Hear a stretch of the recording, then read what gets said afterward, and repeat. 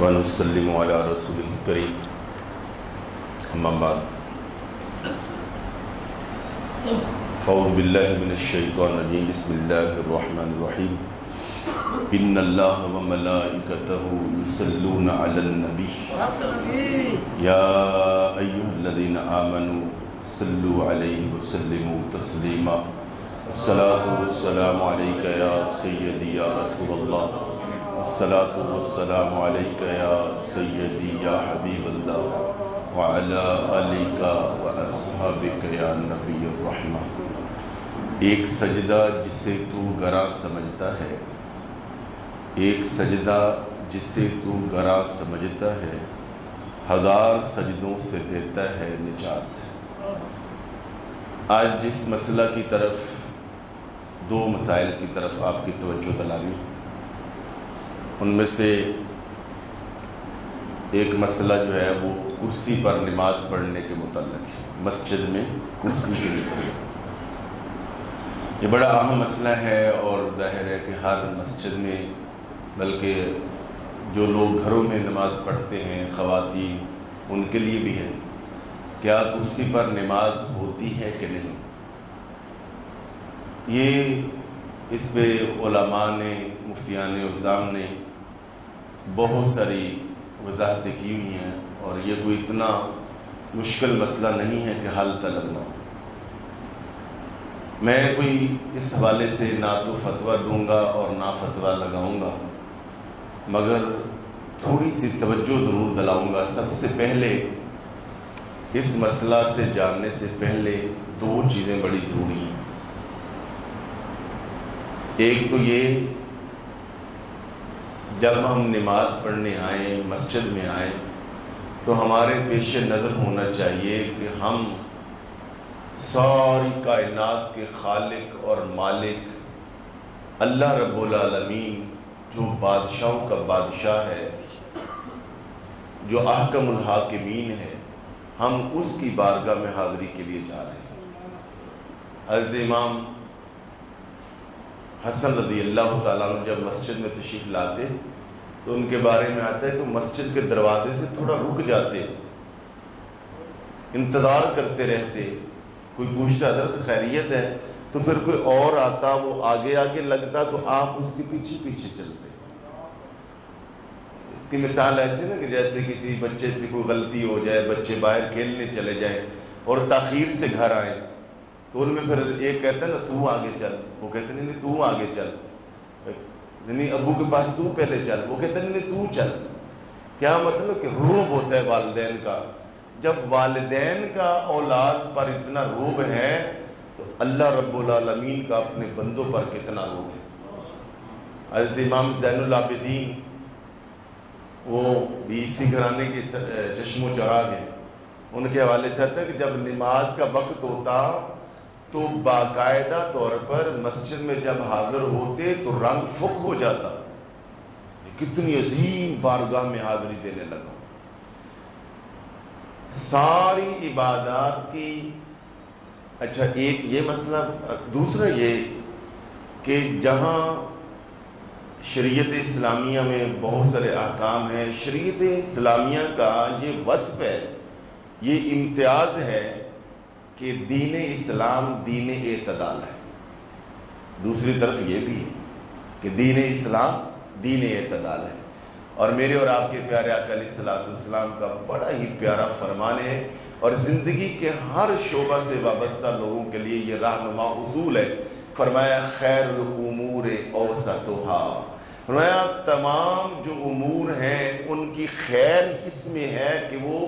اعتدال میں رہیں، حد اعتدال میں رہیں۔ تو اسلام بھی چونکہ، اور شریعت اسلامیہ کا وصف امتیازی کیا ہے؟ وہ حد اعتدال پہ ہونا ہے، نہ اس میں افراد ہیں نہ تفریط ہے، نہ یہ وہ بہت اوپر ہے نہ بہت نیچے ہے، نہ دائیں ہیں نہ بائیں، بالکل صراط مستقیم ہے، اعتدال ہے۔ تو جو لوگ واقعتاً جنہیں عذر ہے ان کے لیے کرسی پر نماز پڑھنا جائز ہے، اس کی اجازت ہے، وہ لوگ کرسی پر نماز پڑھ سکتے ہیں۔ ایسے ہی اگر کوئی بندہ معذور ہے تو بے جا اس پہ انگلی اٹھانا یہ ناجائز ہے، اور کسی کا عذر نہیں ہے، محض شہزادگی ہے، غفلت ہے، تساہل ہے، یا خدا نخواستہ تفاخر ہے. میں تو چونکہ اپنی بیٹھک میں بھی کرسی پہ بیٹھتا ہوں، اپنے ڈیرے پر بھی کرسی پہ بیٹھتا ہوں، میں ڈرائنگ روم میں بھی کرسی پہ بیٹھتا ہوں، اپنے دفتر بھی کرسی پہ بیٹھتا ہوں، تو مسجد میں آ کے بھی چلو کرسی پہ بیٹھتے ہیں. نہیں، یہ معاملہ نہیں. اگر یہ کیفیت ہے تو انتہائی قابل مذمت ہے. ہاں اگر عذر ہے پھر کرسی کیا، چارپائی بھی بچھا سکتے، پھر لیٹ بھی سکتے، وہ تو اسلام کی تعلیمات میں سے. تو اس مسئلہ سے پہلے میں نے جو پڑھا ہے اس پہ میں نے سوچا کہ اصل چیز ہے وہ ترغیب دلانے کی ضرورت ہے، شوق دلانے کی ضرورت ہے کہ ہم کس عظیم بارگاہ میں آئیں اور کس عظیم کام آئیں. جتنی عبادات ہیں، حج، زکوٰۃ، جہاد، روزہ، جتنی بھی عبادات ہیں، ساری عبادات کی امام جو عبادت ہے وہ نماز ہے. ساری عبادات، بلکہ میں نے پہلے بھی یہ مسئلہ عرض کیا کہ مستقلاً بذات ہی جو چیز عبادت ہے وہ نماز ہے،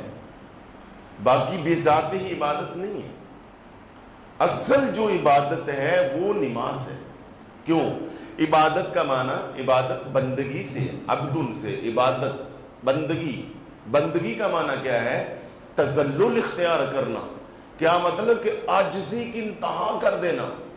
اللہ رب العالمین کے آگے جھکنے کی انتہا کر دینا. تو روزہ ہے، زکوٰۃ ہے، حج ہے، اس میں بے شک عبادت ہو رہی ہے، مگر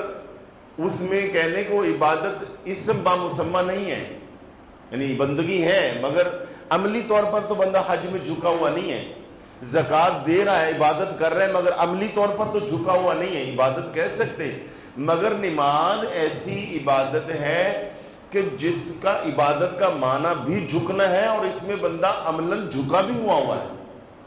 یعنی ہاتھ باندھے ہوئے ہیں تو سر جھکا ہوا ہے، پھر رکوع میں گیا اور جھک گیا، پھر سجدے میں گیا تو جھکاؤ کی اخیر ہو گئی. اس کے بعد تو کوئی اگلی کوئی صورت نہیں ہے کہ بندے کے پاس سب سے عظیم اس کا جو رکن تھا، وہ جسم کا حصہ تھا، عضو تھا، وہ پیشانی تھی، عزت والی جگہ، اس کو سب سے زیادہ ذلت والی جگہ پہ لے گئے. کس لیے؟ کہ میرا اللہ راضی ہو جائے. یہ عاجزی ہے اللہ پاک کی بارگاہ میں. تو ساری عبادات کی اعظم اور امام جو عبادت ہے وہ نماز، اور نماز کا جو رکن اعظم ہے وہ سجدہ. تو مسئلہ یہ سمجھ لیں کہ جو آدمی سجدہ کر سکتا ہے، اور دیکھیں بے شمار عذر ہو سکتے، مجھے عملی طور پر اس حوالے سے مشاہدہ آپ یقین کریں، میں نے ادھر ہی ایک ساتھی سے پوچھا، میں معذرت چاہوں گا اگر وہ بیٹھا ہو، تو میں نے کہا خیریت آپ نے آج کرسی پہ نماز پڑھی؟ تو میں آج بائک سے گر گیا تھا تو یہاں چوٹ لگ گئی. اب کندھے پر چوٹ لگنے کا یہ کیا مطلب ہے کہ آپ کرسی پہ بیٹھ جائیں؟ خدا نہ خواستہ آپ کی کمر میں لگی ہو، گھٹنے پہ لگی ہو تو پھر تو ٹھیک ہے. اچھا، یہ بات علماء نے یہ لکھا، فقہاء نے لکھا کہ جو بندہ سجدہ کر سکتا ہے، دیکھو نا طرح طرح کی عذر ہے، مگر وہ سجدہ کر سکتا ہے تو پھر اسے ہر حال میں سجدہ کرنا چاہیے، ہر حال میں. مثال کے طور پہ قیام نہیں کر سکتا، اور یہاں یہ بھی ہے کہ جس کا سجدے کا عذر ہے نا کہ سجدہ نہیں کر سکتا، ہاں اس کا قیام بھی ساقط ہو جاتا ہے. اس سجدے کا اس کو عذر ہے کہ سجدہ نہیں کر سکتا تو اس کا قیام ساقط ہے،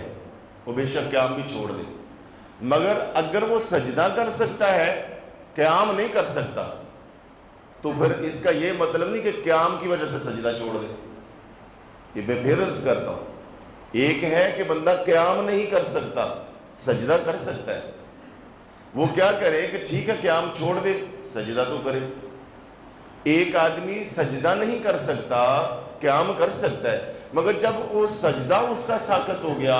اتنا عذر اس کا ہے کہ وہ سجدہ نہیں کر سکتا، تو اسے قیام چھوڑنے کی بھی اجازت ہے، پھر وہ کرسی پہ بیٹھ سکتا ہے۔ تو اس لیے جو لوگ سجدہ زمین پہ کر سکتے ہیں وہ کھڑے نہیں ہو سکتے،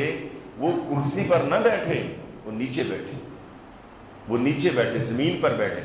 کیونکہ وہ سجدہ تو کر سکتے ہیں، کھڑا نہیں ہو سکتے، سجدہ کریں۔ اور اگر سجدہ نہیں بھی بالفرض کر سکتے تو دیکھیں نا، قیام نہیں کر سکتے نا، مطلب قیام کی ان کو پرابلم ہے کہ قیام نہیں کر سکتے، کھڑے نہیں ہو سکتے، تو ٹھیک وہ کرسی پہ نہ بیٹھے، پھر بھی نیچے بیٹھے۔ اچھا، اس کے بعد سجدہ بھی مشکل ہے، ایک ہے کرسی پر بیٹھ کے جھکنا، تو زمین سے کتنے فٹ کا فاصلہ رہ جائے گا؟ تقریباً 3 فٹ کا یا 3.5 فٹ کا فاصلہ رہ جائے۔ اچھا، یہی اگر وہ نیچے بیٹھ جائیں، اب جھکیں گے تو فاصلہ 1.5 فٹ کا رہ جائے گا۔ میں نے ایک تفسیر میں پڑھا، چونکہ میں نے ترغیبی مسئلہ عرض کرنا، میں فتویٰ نہیں لگا رہا، خانہ کعبہ کا آپ دیکھتے ہیں نا کہ خانہ کعبہ کا جو طواف شروع کرتے ہیں تو وہ وہاں سے شروع کرتے ہیں حجر اسود سے، تو حجر اسود کے سامنے آپ کھڑے ہوں، یعنی جس طرح حجر اسود ہے اسی طرح آپ بھی کھڑے ہوں، تو ہر کام جو ہے رسول پاک کی سنت ہے کہ دائیں طرف سٹارٹ کی جائے،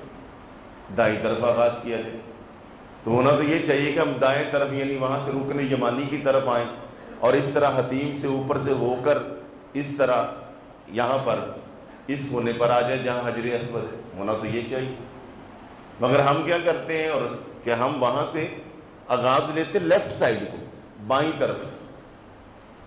اس کی بہت ساری توجیحات ہیں، اس کا اصل جواب تو یہ ہے کہ بھی اللہ کے رسول نے ایسے کیا، بس ٹھیک، ہم بھی ایسے کر رہے ہیں۔ ہمیں دائیں اور بائیں کا نہیں پتا، ہمیں تو اتنا پتا کہ آمنہ کے لال نے ایسے کیا، امام الانبیاء جناب رسول پاک نے ایسے کیا، لہذا ہم نے ایسے کرنا۔ مگر پھر بھی علماء نے اس کی حکمتیں لکھی ہیں، توجیحات بیان کی ہیں، ان میں سے ایک حکمت جو بڑی دل کو لگتی ہے، بہت اچھی، وہ کہتے ہیں کہ آپ جب اس طرح بائیں طرف خانہ کعبہ کا طواف کرتے ہیں تو اس کی بڑی حکمتیں ہیں، ان میں سے ایک حکمت یہ ہے کہ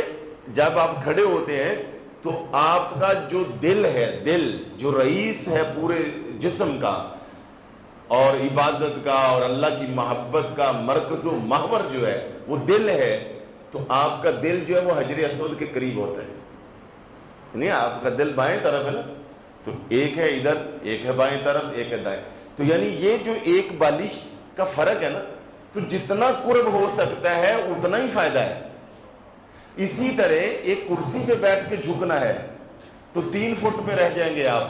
اگر نیچے بیٹھ کے جھکیں گے تو آپ سجدے کے اور قریب آ جائیں گے۔ ہاں، جن کو لوگوں کو میں پھر عرض کر رہا ہوں کہ کوئی یہ نہ کہہ دے کہ یہ خامخواہ ایسے ہی جہالت کے فتوے لگائے جا رہے ہیں، جن کو عذر ہے، آپ کرسی کہتے ہیں، میں کہتا ہوں 4 پہ بچھا لیٹ جائیں، لیٹ کے بھی آپ پڑھ سکتے ہیں، مگر بھائی جان شہزادگی نہیں کر سکتے۔ آج مجھے تکلیف ہے، تکلیف کا فقہا نے لکھا کہ وہ شدید تکلیف ہو جو ناقابل برداشت ہے، مثلا اگر آپ، میں پھر عرض کروں گا، وہ قیام نہیں کر سکتے، بیٹھ سکتے ہیں، اجی میرے گھٹنے کو پرابلم ہے، تو آپ نیچے بیٹھ کر حتیٰ کہ یہاں تک ہے کہ گھٹنے آپ خانہ کعبہ کی طرف کر لیں، بالکل سیدھے، یہ معافی ہے۔ اگر آپ خانہ کعبہ کی طرف اپنے گھٹنے بچھا کر نماز اشارے سے پڑھ سکتے ہیں اور یہ چیز قابل برداشت ہے آپ کے لیے، پھر آپ کرسی پہ نماز پڑھتے تو آپ کی نماز نہیں ہوگی، یہ پکی بات۔ اللہ کے رسول بھی بیمار ہوئے، حضور نبی پاک بہت بیمار ہوئے، سرکار کریم صلی اللہ علیہ وسلم نے کیسے نماز پڑھی؟ آپ نے زمین پر نماز پڑھی۔ ہاں، جہاں ضرورت پیش آئی، ایک جگہ پہ حضور گئے، جگہ تنگ تھی اور وہاں کیچڑ تھا، بارش ہو رہی تھی، صحابہ بھی ساتھ تھے، وہاں سواریوں پہ کھڑے کھڑے حضور نبی پاک نے سواری پہ نماز پڑھ لی۔ اسی طرح بعض جگہ پر کرسیاں رکھی ہوتی ہیں، آگے اس طرح کر کے ڈیسک بنایا ہوتا ہے، حضور نبی پاک صلی اللہ علیہ وسلم نے ایک بندے کو دیکھا، وہ نماز پڑھ رہا تھا، آگے سرہانہ ٹائپ چیز رکھی ہوئی تھی، نہ صرف کہ حضور نے فرمایا کہ اس کو ہٹا دو، ایسے پکڑ کے غصے سے ایسے کھینچ، غصے سے اٹھا کے آپ نے ایسے کھینچ، اور ایک آدمی دیکھا وہ یہ ٹیبل ٹائپ جو چیز ہے نا اس پہ ایسے سجدہ کر رہا تھا، حضور نبی پاک نے اس کو بھی کھینچا اور دور پھینکوایا، غصے کا یہ کیا تھا، غصے کا اظہار کیا، فرمایا کہ اگر تمہارے اندر سجدے کی اگر استطاعت نہیں ہے تو یہ چیزیں نہیں رکھو، ان کو سجدہ یا ان پہ نہیں کرو، میں اشارہ کروں، جہاں تک کر سکتے ہو اشارہ کرو۔ ویسے بھی آپ یقین کریں کہ اگر پہلے بھی تو لوگ بیمار ہوتے تھے، میں اعتراض نہیں کر رہا کسی پر، اللہ تعالیٰ معاف فرمائے، کبھی ہمیں بھی عذر آ سکتا ہے، ہمیں بھی چوٹ لگ سکتی ہے، ہمیں بھی کوئی مسئلہ بن سکتا ہے، اللہ سب کو صحت عطا فرمائے، مگر پہلے بھی تو لوگ بیمار ہوتے تھے۔ اب جمعے والے دن کبھی آپ اس طرح اس حصے کا جائزہ لے کے دیکھیں، آپ ایسے لگتا ہے یہ حصہ شادی حال میں تبدیل ہوتا جا رہا ہے، یہ چرچ کے ساتھ ایک مشابہت ہوتی جا رہی ہے۔ چرچوں میں ڈیسک کی ڈیسک سنا ہوتے ہیں، تو مسجدوں میں بھی اسی طرح اگر اسی تعداد سے ہوتا رہا تو یہ کہاں چلا جائے گا 2-4 سال میں، یعنی اس کا مطلب 50% مساجد ایسے ہوں گی، 50% میں شادی حال کی طرح کرسیاں لگ جائے گی۔ تو یہ اللہ کے گھر کا تقدس کا بھی خیال کرنا ہے، بلکہ میں کہوں گا آپ بہت زیادہ عذر ہے تو پھر گھر پڑھ لیں، بس کرسی رکھے گھر پڑھ لیں۔ ایک بندہ اپنی دفتر اور دکان پہ ہر طرح بیٹھ سکتا ہے، گھر میں ہر طرح بیٹھ کے سارے کام کر سکتا ہے، چل کے آ بھی سکتا ہے، حتیٰ کہ کرسی اٹھا کے ایسے اٹھا کے لا سکتا ہے، تو کیا وہ اتنا نہیں کر سکتا کہ وہ زمین کے بیٹھ کے پڑھ لے؟ ہاں بعض لوگ ایسے ہیں کہ ان کو بیٹھنا ہوتا ہے، ساتھ ٹیک بھی لگانی ہوتی، تو آج کل بغیر یہ پایوں کے بغیر ایسی کرسیاں آ گئی ہیں، فولڈ بھی ہو جاتی ہیں، حرم شریف میں بھی ادھر نظر آتی، وہ آپ رکھ لیں، آپ کا ٹیک کا مسئلہ جو عذر ہے اس حد تک آپ ریلیف لیں۔ ایک عذر کی بنا پر آپ سارے کا سارا جو وہ ریلیف نہ لیں کہ آپ جو وہ نماز کا بھی تقدس جائے، اللہ کے گھر کا بھی تقدس جائے۔ اچھا پھر اس میں یہ کہ اگر کرسی رکھنی بھی پڑے یا کرسی نما کوئی چیز رکھنی پڑے تو آپ اتنا کریں، یہ عذر ہو سکتا ہے، میں پھر عرض کر دوں، یہ مجھے بھی ہو سکتا ہے، کسی کو بھی ہو سکتا ہے، اس عذر ہو اور پھر تان کیا جائے یہ بھی گناہ ہے، میں یہ بھی عرض کر دوں۔ تو مگر اگر عذر ہے تو یہ اب تو یہاں تک ہے کہ یعنی بعض لوگ جو ہیں وہ اپنی عمارت کی بنا پر یا مسجد انتظامیہ کو ان کے پاس وہ عہدہ ایسا ہوتا ہے کہ میں نے خود کئی جگہ پہ دیکھا کہ امام کے بالکل پیچھے کرسی رکھ لیں گے اور تکبیر بھی میں نے پڑھ لی، بھئی یار آپ کو عذر ہے تو آپ ایک سائڈ پہ لے جائیں، ٹھیک ہے نا، جہاں آپ کے لیے اتنا بڑا شریعت نے کر دیا کہ آپ قیام آپ کا ساقط ہو گیا، تو آپ نے ضروری ہے، کیوں نماز میں صف بندی بھی ضروری ہے۔ صف بندی دو چیزوں سے ہوتی ہے، ایک ایڑی کے ساتھ ایڑی سامنے ہو، دوسرا کندھے کے سامنے کندھا ہو۔ جب آپ کرسی کے لیے بیٹھ گئے، آپ کا عذر سجدے کا ہے، تو آپ قیام میں بھی آگے نکل کے بیٹھ گئے، کھڑے ہو گئے، تو اس لیے اگر کرسی یا کرسی نمار رکھنا کوئی چیز ضروری ہے، آپ ایک سائڈ پہ بیٹھ جائیں، ایک سائڈ۔ اچھا کئی لوگوں کو میں نے یہ بھی مشاہدہ کیا، میں پھر عرض کر رہا ہوں چونکہ یہ بات ریکارڈ ہو رہی اور سارے لوگوں نے سننی ہے، تو میں کسی کو سامنے رکھ کے یہ بات، وہ نوافل وغیرہ سنتیں وغیرہ نیچے پڑھتے ہیں، جب جماعت کا ٹائم ہوتا ہے فرض نے وہ کرسی پہ بیٹھ جاتے ہیں۔ یہ کوئی نفسیاتی پرابلم ہے یا وہ تھک جاتے ہیں، شاید ہو سکتا ہے وہ تھک جائے۔ اگر وہ تھک جاتے ہیں تو میں پھر یہ عرض کروں گا وہ نوافل کم پڑھیں، وہ نوافل پہلے فرض پڑھ لیں، پہلے فرض پڑھ لیں، نوافل وغیرہ بعد میں کرسی پر پڑھ لیں، چونکہ فرض کا درجہ زیادہ ہے۔ تو اس طرح کی یہ بات توجہ دلانا مقصود ہے کہ ہمیں چھوٹی چھوٹی چیزوں پر جو ہے اگرچہ شریعت کی یہ رخصتیں موجود ہیں، مگر ایک رخصت کا راستہ ہے، ایک عزیمت کا راستہ ہے، ہمیں حد المقدور عزیمت کے راستے کی طرف جانا چاہیے۔ چھوٹے چھوٹے عذر لے کر ہمیں اس طرح، پھر کیا ہوتا ہے کرسیاں ہم رکھتے ہیں تو کرسی جہاں آپ نماز جمعے والے دن کبھی دیکھیں آپ، یا جن نمازوں میں زیادہ لوگ، کوئی کرسی ادھر پڑی ہوئی ہے، کوئی ادھر پڑی ہوئی ہے، کوئی ادھر پڑی ہوئی ہے، یہ اللہ کا گھر ہے، آپ کا عذر اپنی جگہ پر اور آپ کی عذر کا احترام ہے، آپ کی بیماری کا احساس ہے، مگر آپ بھی تو بھائی جان اللہ کے گھر کی عظمت کا احساس کریں نا، کہ اگر آپ کو بڑی مجبوری ہے کرسی رکھنے کی، اگر آپ وہاں سے اٹھا کے لا کے رکھ سکتے ہیں تو جاتے ہوئے اس کو رکھ بھی، نہیں رکھ سکتے تو اپنے سے